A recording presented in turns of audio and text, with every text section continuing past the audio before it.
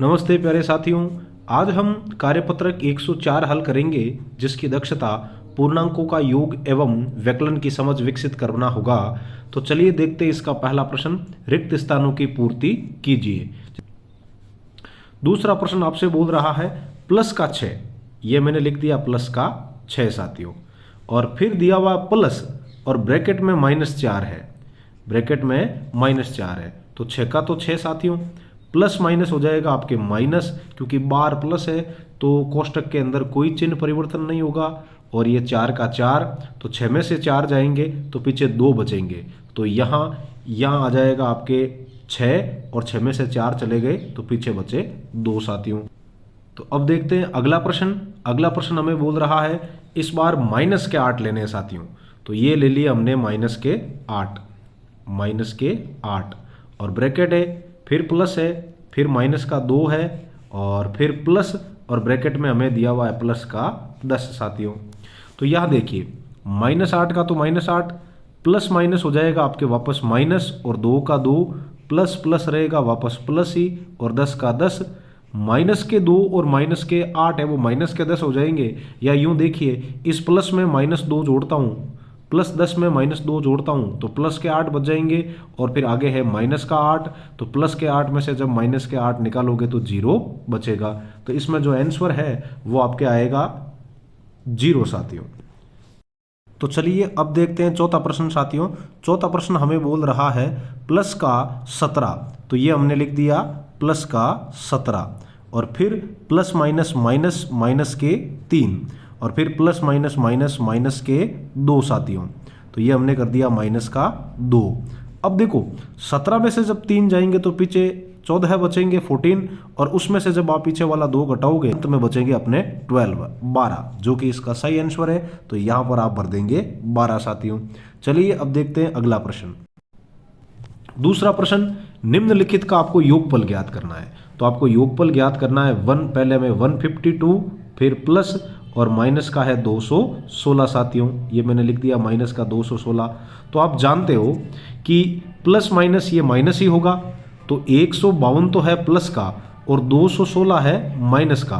तो इन दोनों में से जो बड़ी संख्या है उसमें से छोटी संख्या मैं घटा दूं तो 6 में से 2 गया, पीछे बचा 4, और 1 में से 5 जाएगा नहीं, तो यहाँ उधार लेके ये 1 और 1 11 हो जाएंगे।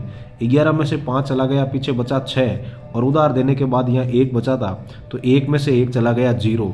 तो कहने का मतलब 64 आया है, परंतु वो 64 है, इसमें माइनस वाला जो पूर्णांक बड़ा है तो संख्या में, तो इस वजह से उसके आगे हम लोग माइनस लगा देंगे। अब देखते हैं इसका दूसरा प्रश्न। दूसरे प्रश्न में हमें माइनस के 513 में माइनस का ही 26 जोड़ना है साथियों। तो ये माइनस का 513, ये प्लस, और ये प्लस माइनस हो जाएगा माइनस, तो 513 और माइनस का ही है आपके पास 26, तो दोनों ही माइनस के हैं तो वापस माइनस ही आएगा। और इकाई वाले जोड़े तो 6 और 3 हो गया 9 साथियों, दहाई वाले जोड़े तो 2 और 1 हो गया 3 साथियों, और ये सैकड़ा वाला 5 का 5। तो इस तरीके से इसमें आपके जो योगफल है वो माइनस का 539 आएगा। चलिए अब देखते हैं दूसरे का तीसरा प्रश्न। दूसरे का जो तीसरा प्रश्न है वो मैं बोल रहा है माइनस के 300, ये मैंने ले लिया साथियों माइनस का 300, और फिर इसमें मुझे प्लस का 100 जोड़ना है। तो यहाँ देखें तो वैसे तो धनात्मक पूर्णांक का मान ज़्यादा होता है, परंतु जब योग में हम हल करें तो आपको ये देखना है संख्यात्मक मान में जो 300 है वो 100 से 200 बड़ा है, और या चिन्ह विपरीत है तो 200 बड़ा है। तो इस कारण सरकार उसी की बनेगी जिसका बहुमत है, तो इसके आगे 300 के आगे बड़ी वाली संख्या के आगे माइनस है, तो इस वजह से यहाँ माइनस आ जाएगा। चौथे प्रश्न में हमें जोड़ना है माइनस के 150 में, फिर जोड़ना है माइनस का 200 साथियों, और फिर उसमें जोड़ना है प्लस का 250। तो ये तो माइनस का 150 प्लस माइनस माइनस और 200, और फिर प्लस का प्लस और 250। तो 250 में से जब 200 चले गए तो पीछे बचे 50 साथियों। तो ये तो हो गया, चलो इसको अगले पेज पे ले लेंगे हम। तो 250 में से 200 घट गए, पीछे बचे 50, वो भी किसके, प्लस के, और आगे है माइनस का 150। तो 150 इस वाले 50 से 100 ज़्यादा है, और इसका जो चिन्ह है बड़े वाले का माइनस है, तो यहाँ पर माइनस और यहाँ लिख दिया हमने 100। तो इस तरीके से इसका हल आएगा माइनस का 100 साथियों। चलिए अब देखते हैं तीसरा प्रश्न। तीसरा प्रश्न हमें बोल रहा है, तीसरा प्रश्न बोल रहा है निम्नलिखित के मान ज्ञात कीजिए। तो चलिए देखते हैं इसका पहला प्रश्न। पहला प्रश्न हमें बोल रहा है माइनस का तो है 5 साथियों, ये हमने लिख दिया माइनस का 5। फिर प्लस का है 8 साथियों, ये 8 लिख दिया, और प्लस माइनस हो जाएगा माइनस, और यहाँ हो गया पीछे 13। तो आप देख रहे हैं ये माइनस का 5 तो पड़ा रहने दो, और प्लस का 8 है और माइनस का 13 है, ठीक है। तो 13 में से 8 चले गए, पीछे बचे आपके 5, और वो भी किसके, माइनस के। तो माइनस और माइनस माइनस ही रहेगा, और 5 और 5 10 हो जाएंगे। इसको आप ऐसे भी देख सकते थे कि माइनस का 5 और माइनस का 13 है, वो माइनस का 18 बन गया, और प्लस का है 8 साथियों। तो 18 में से 8 गए तो पीछे बचे 10, और सरकार किसकी, जिसका बहुमत है, जिसकी जो संख्या आपके संख्यात्मक मान में बड़ी है। तो संख्यात्मक मान में जो 18 है वो 8 से 10 बड़ा है, और इसका चिन्ह आ जाएगा आगे माइनस। अब देखिए इसका दूसरा हमें बोल रहा है साथियों माइनस का 17, ये मैंने लिख दिया माइनस का 17, और फिर है प्लस माइनस, फिर से आ जाएगा माइनस और माइनस का 17, और ये माइनस माइनस हो गया साथियों प्लस, क्योंकि बाहर माइनस है तो अंदर वाली दुनिया चेंज हो जाएगी, और ये हो गया प्लस का 12 साथियों।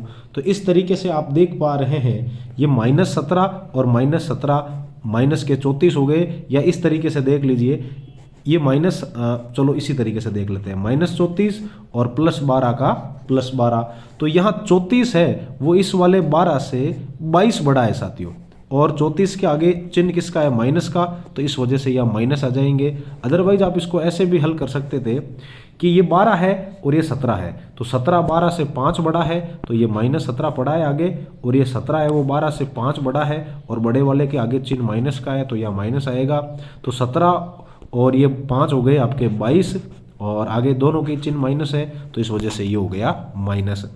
चलिए अब देखते हैं अगला प्रश्न। माइनस का तो हमें दिया हुआ है 8 साथियों, फिर प्लस का दे दिया हमें 18, और फिर माइनस का दे दिया 17। तो 18 में से 17 चला गया, पीछे बचा आपके प्लस का 1, और अब इस प्लस के 1 और ये माइनस का 8 है, तो ये वाला जो 8 है वो इस 1 से 7 बड़ा है, और इसके आगे चिन्ह माइनस का है, तो इस वजह से यह माइनस आ गया। चलिए इस कार्यपत्र का आखिरी प्रश्न देखते हैं, जिसमें आपके यहाँ माइनस का 50 दिया हुआ है, ये हमने लिख दिया माइनस का 50, फिर ये माइनस हो जाएगा प्लस और 40, और ये माइनस हो गया प्लस, और ये हो गए 10। तो ये 10 और ये 40 जुड़ के हो जाएंगे आपके 50। तो प्लस के 50 में से जब माइनस का 50 जाएगा, या 50 में से 50 निकल जाएगा, तो पीछे बचेगा 0। तो इस तरीके से हमने इस कार्यपत्र को हल किया है। उम्मीद है आपको ये समझ में आया होगा।